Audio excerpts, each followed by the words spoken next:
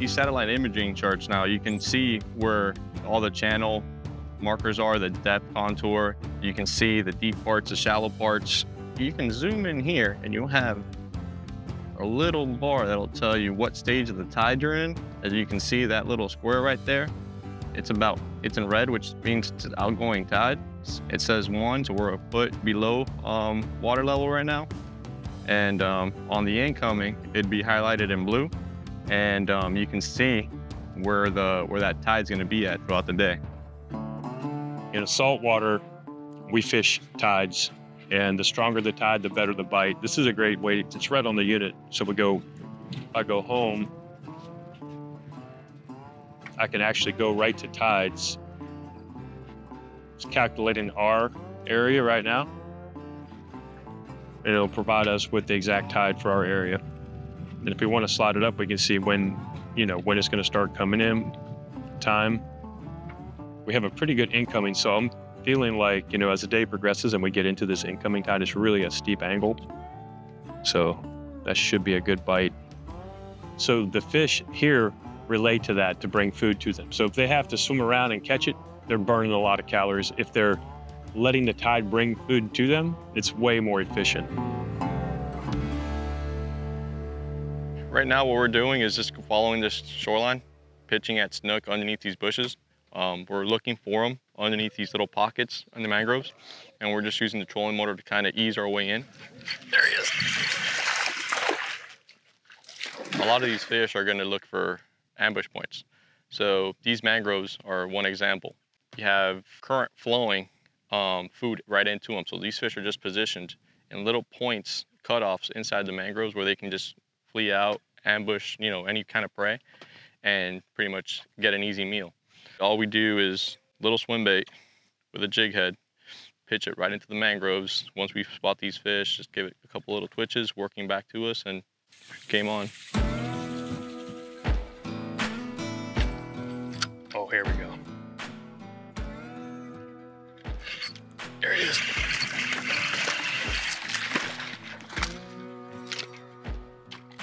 Coming in. There we go. Hello, little guy. What's up, dude? All right. Nestor. Woo. It's fun. Just going down that shoreline. Yeah, it's spotting these fish, pitching at them. It's really fun because you have to be a pretty good caster too. It's fun. Whenever you throw that sight fish factor into the game, it makes it that much funner. Oh yeah. We're sneaking along here. We're seeing some of these fish both with our eyes and on our Humminbird side imaging, and they're pretty tight to the mangroves. For me, this is a combination of hunting and fishing. So we're skipping, we call it, and we're just basically pitching way back up as far as we can in the mangroves, slightly up tide of the fish, where it's gonna come out around his ambush point. He's gonna see it. It's just gonna look like a minnow swimming out very naturally. The key is the correct presentation. They don't like anything coming behind them, up on them by surprise. It'll spook them. Even a big snook will spook on a little bait like this. And if you're from up north and you're a bass fisherman, a lot of the tackle and lures interchange. And most of my really, really good snook anglers that come down from up north are really good bass anglers. They can cast, they know how to present a bait. They get all this makes sense in their head. So it's real simple. Little 3-inch shad tail represents a lot of the stuff swimming around out of here. Natural color I like to go with. It just looks like what you see swimming around. So we just keep it simple and have fun. Nice. Hey, good minute. I can't flip this guy. A little better fish. A little better fish. You can see paper thin. So if you give them too much slack, there's a really good chance that that's going to happen. So, yeah, very cool. Snook are one of my favorites. See how his eyes are on top? He's always kind of looking up. Big mouth. They flare these gills and they suck that bait in. So you'll hear a snook, we call it a pop. And that's usually when he's flaring those gills and opening that big mouth, and he'll suck that bait in all the way to the back of his mouth. Razor sharp gill plates. Serrate it. You never want to grab them like this. They can really cut you. So we'll get this guy back in the water. So this is a great example of, we're kind of at the bottom of the outgoing tide, and what we have is a shallow flat and then a deep channel up against this island. And this is something that happens a lot.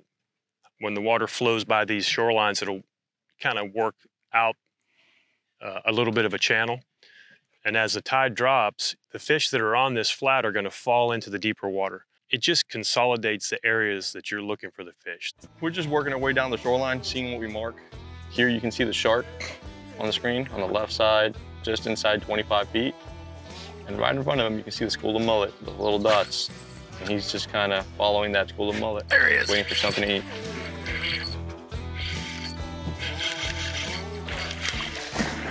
Oh, get in here, baby.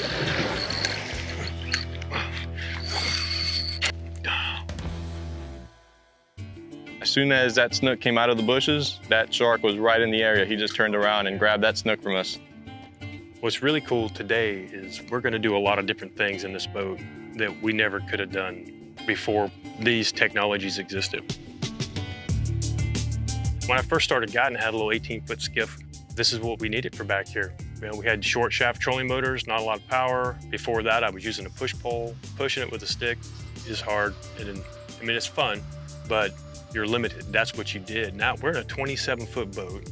We're snook fishing this shoreline, and we're probably gonna be running offshore later today and using the trolling motor for all of it. I like being in this big, comfortable boat. And now we have up to 100-inch shaft trolling motors, Raptors. We can do a lot of things nowadays in these bigger boats that we never could have done before. You have him on, you have him on. Keep breathing, keep breathing. Oh, that's a big one. Come on, come on, come on, come on. Get him that score. Woo! Come on, dude. Come on. Oh, Get in there. yes. Kyle's working hard. Nice snook. Well, I knew you guys were taking a little break there, and I was like, well, I see like 20 of them.